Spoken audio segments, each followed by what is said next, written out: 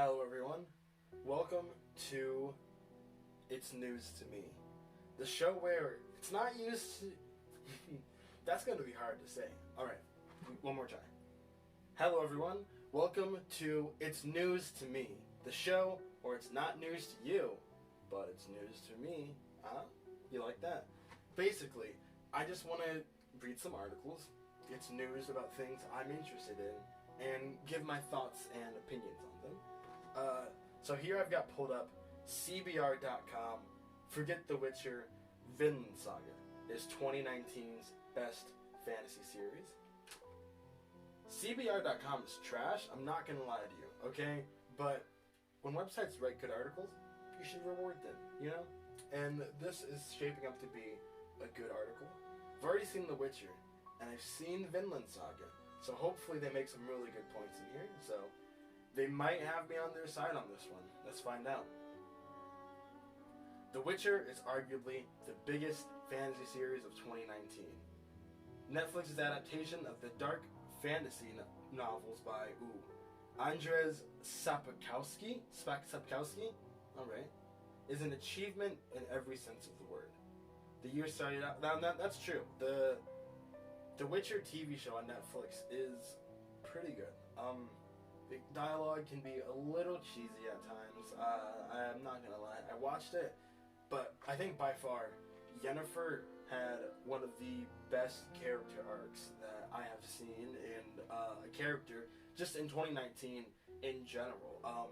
She had a really powerful arc. I can't speak about just power and what it means to sort of, when you think you want something so badly that you're willing to risk everything. And I'm trying not to get into spoilers here, because honestly, The Witcher is a good show. Might want to watch that and Vinland Saga before watching this video. I know that's kind of weird to recommend to people, because this is my first news video, but I think the shows are that good. Honestly, I think they're worth a watch. The Witcher is good fantasy. The Vinland Saga might not be fantasy, but let's keep reading. The year started out with fans hyped to return to Westeros, but Game of Thrones was dethroned by the epic fantasy adventure. Alright, don't watch Game of Thrones, so I can't really speak on that much. With all the hype surrounding The Witcher, however, another fantasy drama has gone overlooked by far too many people. And I'm not sure if I would call that fantasy, because let's keep reading. Vinland Saga is a historical and epic anime that just wrapped up its 24-episode run. While mainstream audiences have probably never heard of it, the historical epic far supersedes just about any other on the market right now. And yes, that includes both Game of Thrones and The Witcher in terms of quality of writing and characters. So, my whole thing with calling Vinland Saga fantasy is that is it fantasy? It's based on real people. Thorfinn, I don't know his last name. Let's call him Kjellberg. Thorfinn Kjellberg is based on a real person, like Thorfinn, Thorkel. Those are the people in the story are all real people.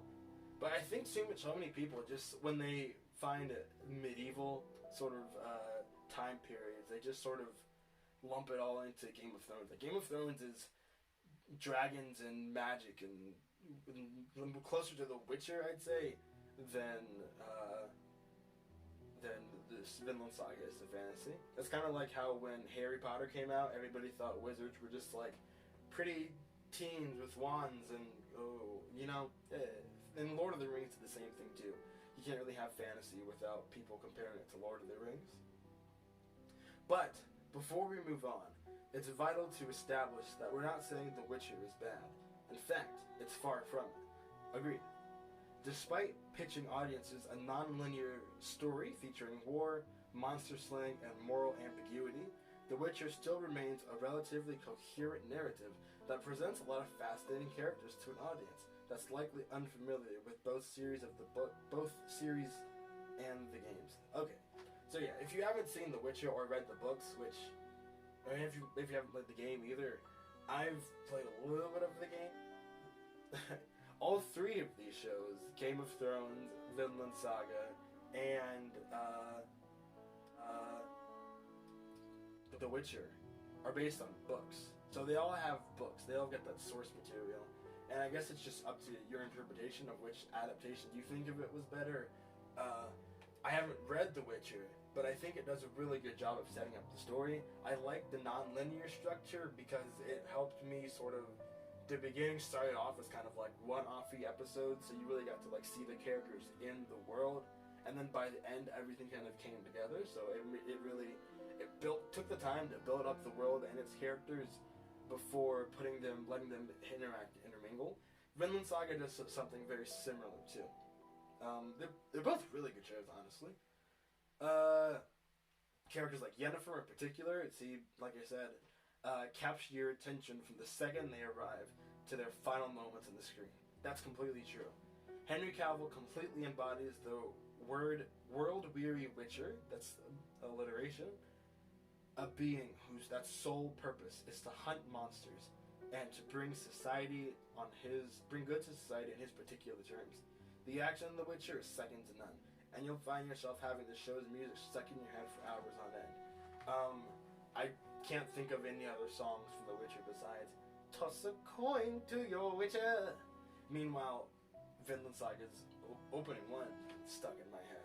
Opening 2 has been stuck in my head. The endings have been stuck in my head. The music, I think, honestly, both soundtracks were good, I say. They both fit. But if you're asking which one I remember more, I really just remember the theme songs for Vinland Saga. So, that aside. With all that said, however, The Witcher isn't flawless. The biggest point of contention for many people is the way the narrative is told in a non-linear way, which I liked that it was kind of out of order because it gave me, the viewer, something to kind of do because I had to piece together. I was like, okay, where does this fit in on the timeline? So I quite liked it. I quite liked the way it was told. A lot of viewers enjoy The Witcher more on a second viewing because they understand how the separate threads weave together. If you couldn't understand that from the first viewing, I thought it was pretty clear. Maybe, I don't know. It is a bold, creative decision and valuing emotional catharsis and pacing over things being presented to us as they occurred. However, at the same time, it results in an unclear final package. I thought everything was pretty clear. There's definitely a section of the show where they don't tell you that the past is happening, but it's pretty easy to pick up on things. Like, I think the way it was, I was able to unravel it as it was playing out for me personally, so it wasn't that confusing to me, I think. The cohesion of Vinland Saga. Vinland Saga is a very grounded narrative. It moves from plot point to plot point, telling an epic tale that flows beautifully. That's true. It is brutal and bloody, with the story being based on real events. That, like I said, maybe fantasy, I don't know, historical. While The Witcher and Game of Thrones both use history as a source of creativity, Vinland Saga is borderline historical fiction, exploring the Viking invasion into modern-day Britain, and later on transition to the colony of Vinland in modern-day North America. That's true. The historical accuracy, a lot of the weaponry from what I've seen is pretty accurate. The armor is pretty accurate. The sort of people, the things they would do, the characters.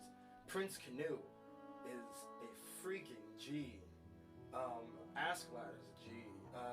Thorfinn is a G. A lot of Thor's is a G. Thorkel is, oh my god, Thorkel is a beast. You guys, you do not want to mess with Thorkel. He is like, Thorkel the Tall is 7 something tall. He swings logs around. I don't think you want to mess with that.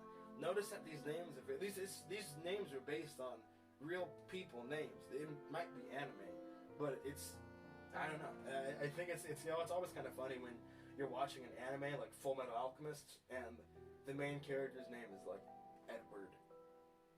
You know, you're watching like, and they say Edward, and this I honestly like the Japanese voice acting in Vinland Saga because they say it in Japanese, but it's almost kind of like with like they say like Thorfinn. It's like, okay. Like, there's Thorfinn. They put, like, European accents on their Japanese. It's really weird. Watching it, I might put a clip of it in here. Might not. But it's just like, it's weird to hear like Japanese people kind of acting with English accents. You can really hear like the English, like oys and ah, and then they're like, you know, oi, governor, I'm gonna go down and beat up Dolphin. That's how they say it in the show. It's weird.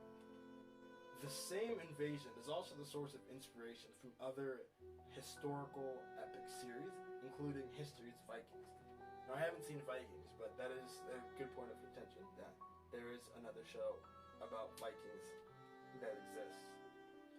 Because of this, Vinland Saga doesn't need to do all the heavy lifting and world building that The Witcher does.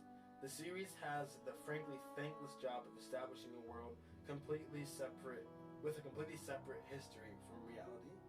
Because of this, it has to work harder to immerse the audiences. Vinland Saga is set in our reality, so it requires less world building, focusing instead on raising hell in this time of bloody brutality. I'm not sure if that makes the story better. I do like a good fleshed out world, but I don't know. Maybe they obviously have a different opinion than me about what they think is better about some shows. I liked the world building in The Witcher, is what I'm getting at, and they do a decent amount of world building in Vinland Saga. Just because it's history doesn't mean it's not world building. Yeah, they do tell you like actual historical stuff, but that's world building about our world, because if they were just sailing to different places, you would have no idea what's going on. That's why they go in and they tell you about the Danes and the Welsh people and the English people and the monarchy, and there's world building in both shows. But the world building in The Witcher is different, I guess. Like, I don't think most people, you're not gonna find most people who could even tell you that Vikings were Danish. I know I couldn't until I watched this show. If you asked me, I would have said, I don't know, Chris Hemsworth or something. He's a Viking. Thor, where is Thor from? Norse? Danish. That's not quite Danish, but these guys are Danish, so points to Vinland Saga for actual world building, real life world building, the world that matters. So it's also allowed to be more morally gray than other shows. Yes, The Witcher presents moral nuance, but when Geralt is fighting monsters, it's hard to see moral sympathy for the beasts. Worst of all is the series' depiction of Nilfgaard. The books and games present Nilfgaard as more of a morally nuanced kingdom, but the show turns them into almost an inhuman evil empire, complete with demonizing armor. That is, I will agree with the last half of that. Nilfgaard was kind of just like, we're evil because we're evil, but it is all part of the plan. So, but as far as Vinland Saga goes, the monsters, yeah, there honestly aren't too many monster fights. There's more people fights than monster fights, which is arguably the point of The Witcher, is that the people are the monsters the whole time. But that's neither here nor there, I suppose. On the other hand, the multiple factions of Vinland Saga are all morally gray. We see where everyone is coming from, which makes the inevitable tragedy of their confrontations all the more powerful. By seeing why people hate and fight and die, the violence feels more grounded and cruel. I have to agree with them on that. That show really does do a good job of getting inside the characters' heads and giving you backstory and developmental potential of where the characters may go. It's very interesting. It's undeniable that The Witcher brought us great characters. Geralt, Yennefer, Triss, and Ciri are all terrific in their own ways. That's true. I almost completely forgot about Triss. I think I did. Maybe that should take points away from The Witcher, because that I forgot about Triss. And Ciri was she was alright. However, the series is a great deal of fun. None of them feel quite as fleshed out as they do in either books or games. That's an issue Vinland Saga doesn't suffer from. It's true. Vinland Saga does have, their characters have a lot more depth to them than you think. I'm thinking about the main villain in The Witcher, that dude who kind of looked like the guy from Star Wars, General Hux. And then I'm thinking about the main villain, arguably Thorkel, the villain. And I'm looking at them, and Thorkel is just leagues more interesting, because like I said, he's arguably the Like this guy is just like, "Gah, I'm evil," but there's a lot more to the characters in Vinland Saga, even to the ones who like are gonna die, and even to the ones that you don't know are gonna die. There's a lot. I think that's honestly a good point in its favor.